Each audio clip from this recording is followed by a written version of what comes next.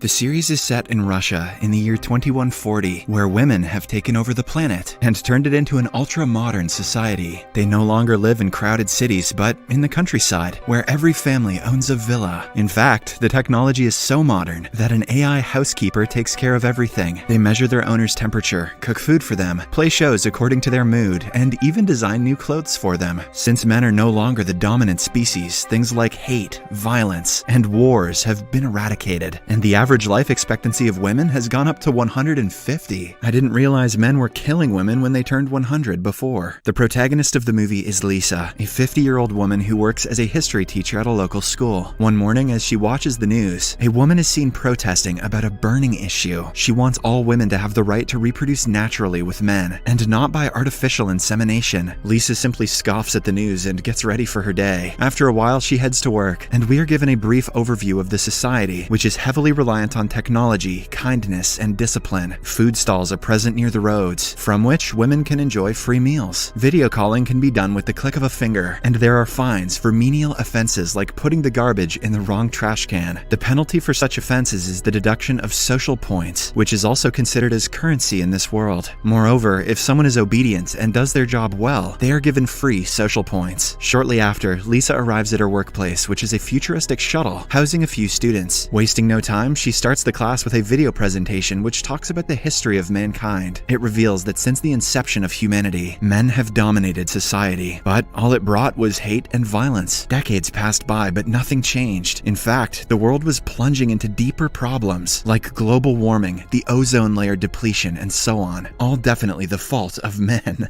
Then, in the year 2030, a deadly conflict between the United States and North Korea changed everything. Some scientists in Pyongyang developed a virus to destroy all the men in the US military. However, the virus quickly spread to other parts of the world too, and decimated 99% of the male population. Did Donald Trump write this movie? As the video continues, it shows that after the women took over, they slowly started reversing the damages done by men. Global warming began to lessen, pollution levels decreased, animals started multiplying in number, and overall, the Earth started becoming a better place to live. At last, the video mentions that the birth of boys, i.e. primates, has become extremely rare, and those who grow up are relocated to a dilapidated part of the city where technology is still primitive. Here, we get to know that the male population is looked upon like apes. They have little intelligence, they're filthy, and they're always after two things: intercourse and violence. Ugh. Disgusting. Once the presentation is over, Lisa takes the girls to the edge of the colony, from where they can see the place where men live. After the fall of men, the cities have been turned into slums. Following this, we are taken to a nearby slum, which is the home of a group of primates with very limited use of technology and etiquette. Their lives are very simple. We can even see some females there, probably some rebels who couldn't adapt to the futuristic society. Among the men live a normal-looking guy named Gera, who is a virgin. All he wants is to get laid, but at the same time, he is very helpful and considerate of others. There is also a masculine brute named Baron, who acts as the leader of the slum. He is sick of the matriarchal society and wants to initiate an uprising. In one of his speeches, he mentions the 100-year history of the slums. Several decades ago, after women took over the world, men were treated as animals and even used as livestock. But one day, Baron's brave grandfather escaped their society and came to the city, where he started building the slums from scratch. He even brought some women with him to reproduce. As everyone listens to the speech with great interest, Lisa arrives there with her students. It turns out that she has brought them on a field trip to see the primates, or in other terms, to see a zoo. As expected, the men are enraged to see themselves being looked at like animals. After a while, when Lisa and a student named Maria reach a restricted area, Gera approaches them and tries to hide them. In the heat of the moment, he also suddenly kisses Lisa. Taken aback, she quickly blows a whistle and disorients Gera, but also ends up attracting the attention of some other men who arrive at the scene and apprehend the girls. Shortly after, Baron organizes a slapping competition. The one who wins can procreate with the women. Concerned about their well-being, Gera decides to participate, but to his dismay, he is pitted against a giant. Fortunately, when the giant swings his hand violently, Gera ducks down, causing the nearby Baron to get knocked out. Taking this as the perfect opportunity, the women flee to their shuttle while Gera rushes to his grandfather's house. In the next scene, a shuttle bus stops at a regular checkpoint to get some batteries. After it starts moving again, surprisingly, Gera comes out from one of the battery barrels. This startles the shuttle owner, Julius, who is also a male. It turns out that Julius is a seed keeper, whose only task is to release semen and impregnate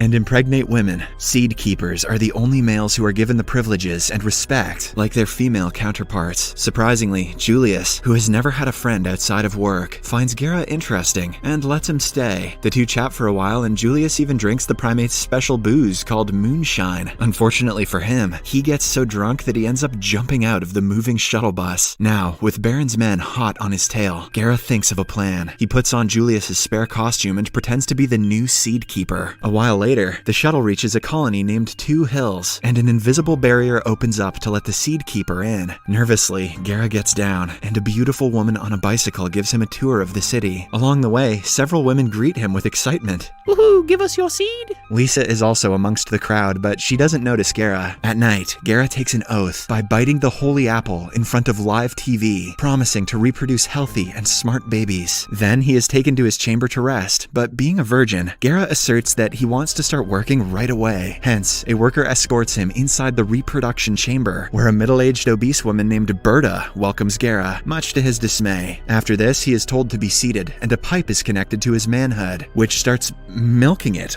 profusely. Oh my god. At first, Gera hesitates to go through with the process, but soon he starts having visions of Lisa and finally calms down. Surprisingly, on the other hand, Lisa has also not been able to shake Gera from her mind, and keeps thinking about him all the time. The next morning, Gera is introduced to the reproduction base, where seed keepers like him are taken care of by beautiful women. The whole day, the boys are pampered, fed with delicious dishes, and massaged to keep them fit and happy. Overwhelmed with all the girls around him, Gera gets aroused and heads to the bathroom to perform a hand relief. However, when he does so, an alarm goes off in the base. It turns out that hand relief is prohibited in the Two Hills colony. To make matters worse, thinking about intercourse is also illegal, and the one who has such feelings is called a Homo sapien sexual. Holy shit. Elsewhere, Lisa and her family, which consists of her mother Paulina and grandmother Anya, are at the local court. It turns out that the student from earlier, Maria, told the authorities that she was briefly apprehended by the primates. Hence, she, along with Lisa, are tried at the court to check if they are guilty. Nervous, Lisa opens up to her best friend Tanya that she was kissed by a primate, but the latter tells her to be confident as no one is going to know about it. Soon, the trial begins, and Maria's mom Vivian, who happens to be a high-ranking councilwoman in the colony, tries to put all the blame on Lisa. However, Lisa doesn't stay quiet and reveals that they went to the slums at Maria's request. She even goes on to show video footage from her AI, which verifies her claims. With this, Lisa is about to prove her innocence, but just then, her evil best friend Tanya rats her out and tells everyone that she was kissed by a primate. Hearing this, everyone is shocked, and the judge punishes Lisa with 80 hours of community service, while Tanya is rewarded 20 social points for her honesty. Elsewhere, Julius somehow stumbles upon the slums, where he is approached by Gera's grandfather. The old man decides to help him out, but only if he keeps his identity a secret. Having no choice, Julius agrees. Later, he is taken to Baron, who is hanging out at the local bar. Julius tries to start on a positive note, but Baron makes a mockery out of him by twisting his finger. The same day, Julius is given a haircut to make him look more presentable. Soon, a lady who is clearly infatuated by his good looks approaches him to treat his finger. Unfortunately, Baron notices this and becomes envious. He then orders one of his bodyguards, the Giant, to confront the outsider and take care of him. Without any hesitation, the Giant obliges, and he challenges Julius to a slap fight. Later, the preparations for the fight are made, and the entire community is gathered to witness the event. Soon, the fight begins, and the Giant goes first. He slaps Julius with all his might and takes him down, but to everyone's surprise, the latter gets right back up. He then unleashes a lethal right hand, which knocks the Giant out cold. Never underestimate the power of a man who withholds his seed. On the other hand, Berta takes all the seed keepers out for a walk. During the journey, Gera gets tired of all the rules that they have to strictly follow. For instance, if a seed keeper wants to fart, he has to ask permission and enter a fart capsule to do the deed. After a while, the group arrives at a statue, which appears to be of Greta Thunberg. Turns out that she is regarded as a goddess in this land. While everyone is busy praying, Gera gathers some of his colleagues and encourages them to have some fun. 3 of the guys agree, and together they venture off to the nearby sea to catch fish. There, the guys notice that Gera has unshaved legs, something which is prohibited inside Two Hills. They also find out that he has a lighter, which is regarded as a dangerous weapon. However, instead of being suspicious, the guys like Gera's rebellious nature and consider him a role model. With this, the group catches some fish and enjoys the evening until a nearby fire alarm starts blaring and blows their cover. Hence, they are sentenced to a full day's tour of the education center. The next morning, as Gera is having one of his regular massages, his caretaker is suddenly replaced, and the new one is revealed to be none other than Lisa. It turns out that she was sent to serve in the reproduction base as a punishment. Both Gera and Lisa are shocked to see each other, but nonetheless, they don't say anything. Later, the 4 seed keepers who previously violated the community's protocols are brought to the education center. There, they are brainwashed with several presentations, which certify that men are the superior race, and that men should be dominated. The presentations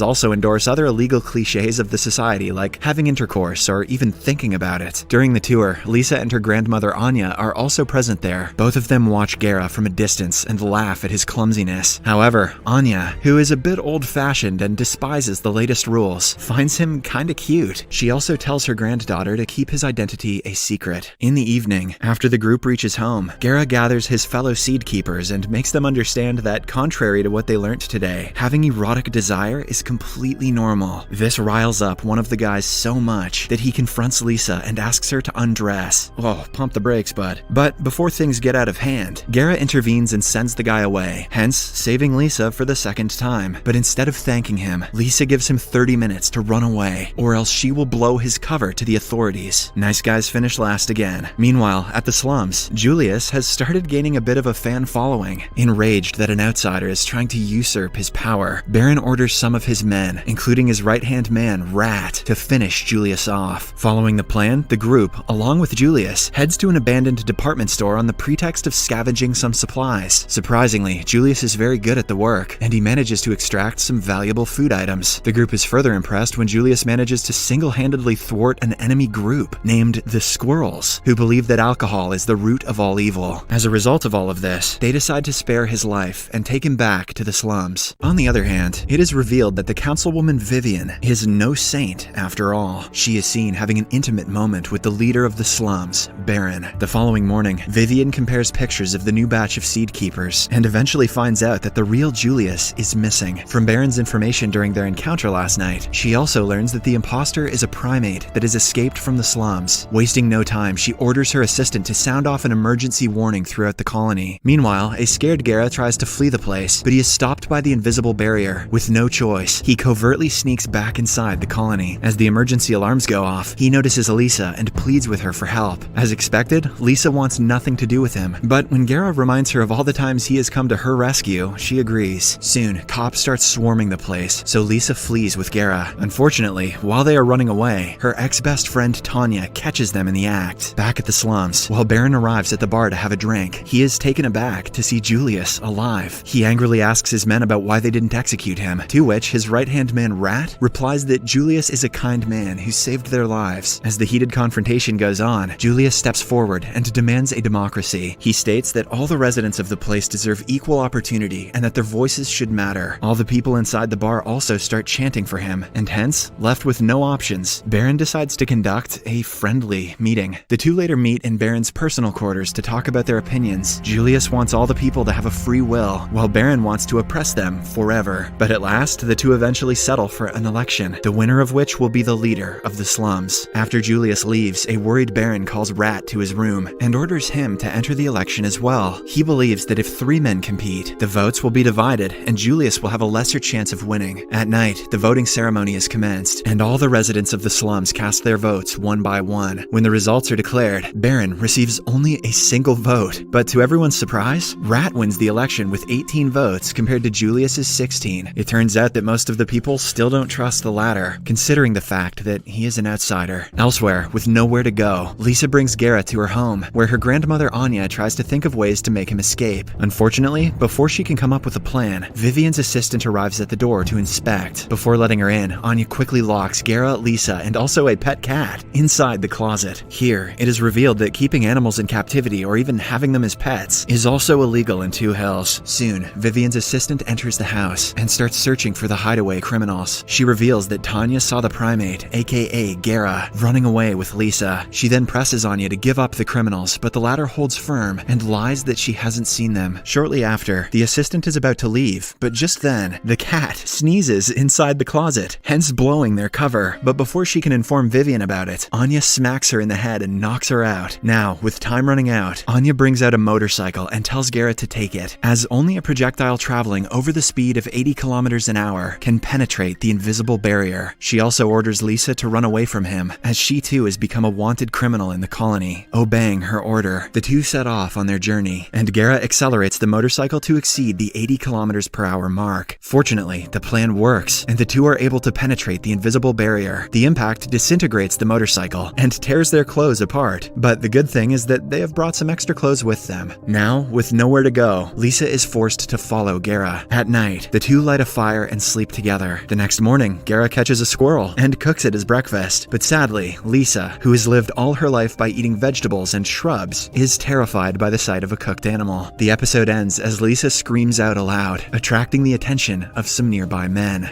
To see what happens next, watch the second part in Series Recapped.